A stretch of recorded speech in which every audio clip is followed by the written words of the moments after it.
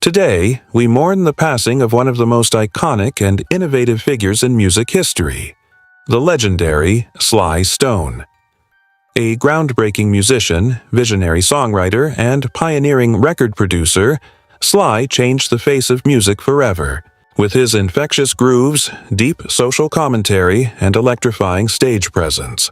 In this video, we will take a deep dive into the extraordinary life and legacy of Sly Stone. From his humble beginnings to the heights of stardom, his personal struggles, and the lasting influence he leaves behind. Before we begin, make sure to like, comment, share, and subscribe to our channel for more heartfelt tributes and in-depth biographies of legendary artists who shaped our world.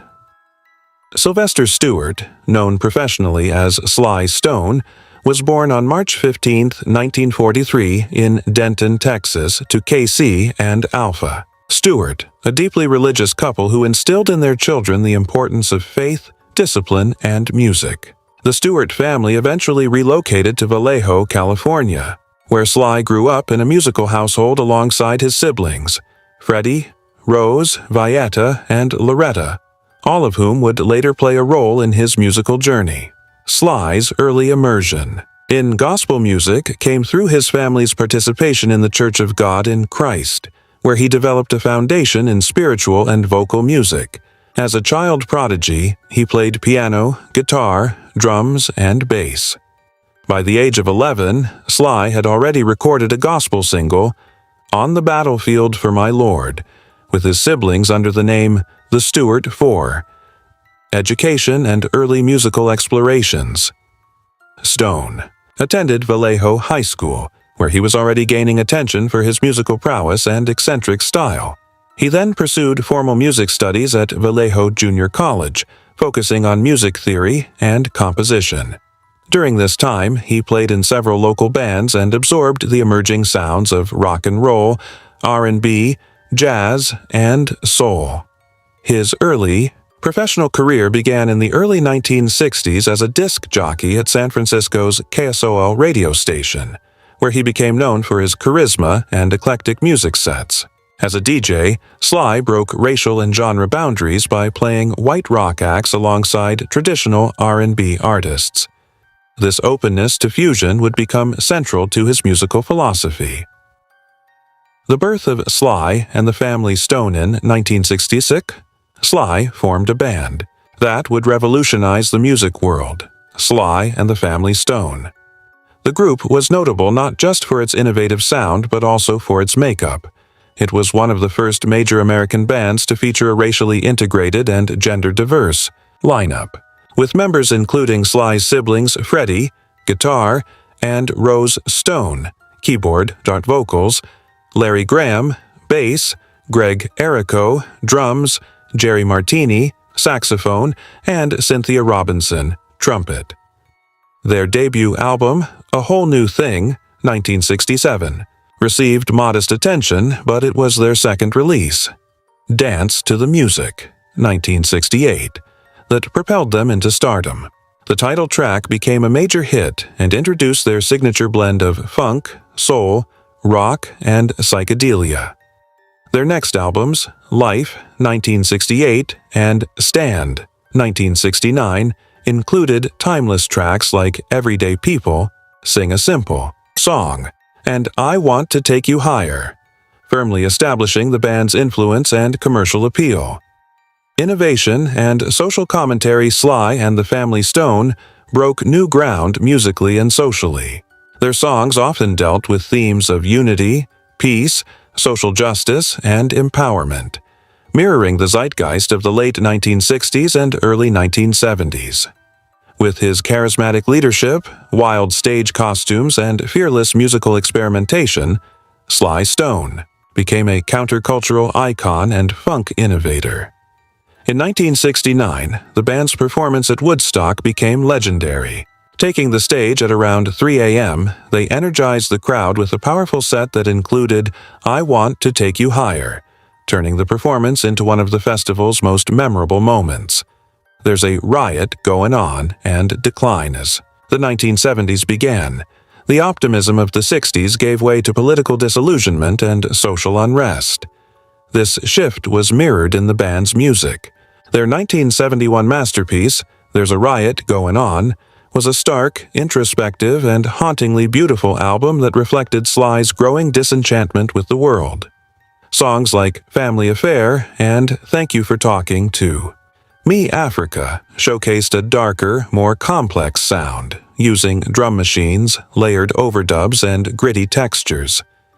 However, this period also marked the beginning of Sly Stone's personal and professional decline. Increasingly erratic behavior, fueled by substance abuse, particularly cocaine and PCP, started affecting his reliability and performances. Band members grew frustrated with his lateness, paranoia, and unreliability. Original members Larry Graham and Greg Errico eventually left due to internal conflicts and Sly's erratic leadership. Later, career and disappearance from the spotlight. Throughout the 1970s, Sly released several more albums, including Fresh, 1973, and Small Talk, 1974, which received critical acclaim but couldn't match the impact of earlier work. By the late 70s, Sly disbanded the family Stone and pursued a solo career with limited success. His 1975 solo album, High on You, though featuring some brilliant moments, did not revive his commercial standing. Sly continued to struggle with addiction, and his public appearances grew increasingly rare. Despite occasional collaborations, such as with George Clinton's Parliament Funkadelic, and a few performances in the 1980s and 1990s, he remained largely reclusive. Personal life, wife, and children. Sly Stone's personal life was as flamboyant and complex as his music. He married Kathy Silva in 1974 in a highly publicized ceremony at Madison Square Garden during a concert. The marriage was short-lived, lasting only a couple of years, and they had one son, Sylvester Jr. He later had additional children from other relationships, though he remained intensely private about his family life in later years.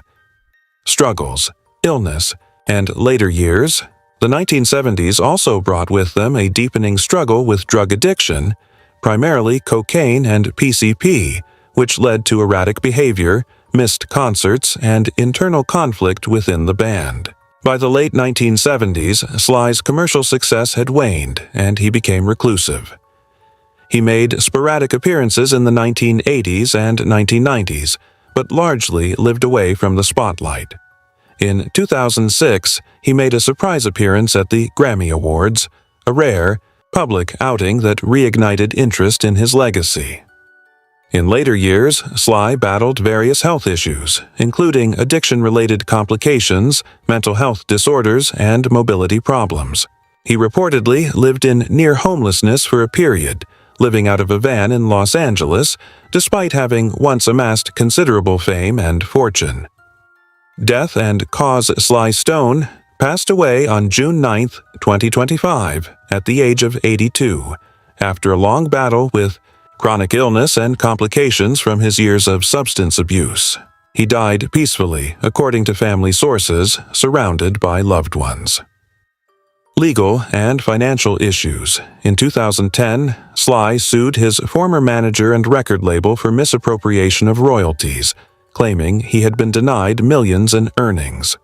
Though he was initially awarded $5 million in a 2015 court ruling, much of that judgment was later overturned, leaving Sly in continued financial straits. His legal battles and destitution were heartbreaking for fans who saw a musical genius brought low by addiction, mismanagement, and personal demons. Comeback and Memoir in the 2000s and 2010s. There were rumors of a comeback, with brief performances and appearances, including a controversial and short-lived appearance at the 2006 Grammy Awards during a tribute to his music. He looked frail and disappeared shortly after his song began. In 2023, Sly Stone finally released a long-awaited memoir, Thank You, Verlaten me be myself again, co-written with journalist Ben Greenman. The book offered a candid, often poetic, look at his life, detailing his rise, fall, struggles with addiction, and reflections on fame and music. Critics praised the memoir for its honesty and surreal, introspective style, which mirrored Sly's artistry. Legacy: Sly Stone's impact on music cannot be overstated. He was a pioneer of funk, a visionary of racial integration, and a messenger of social change through sound.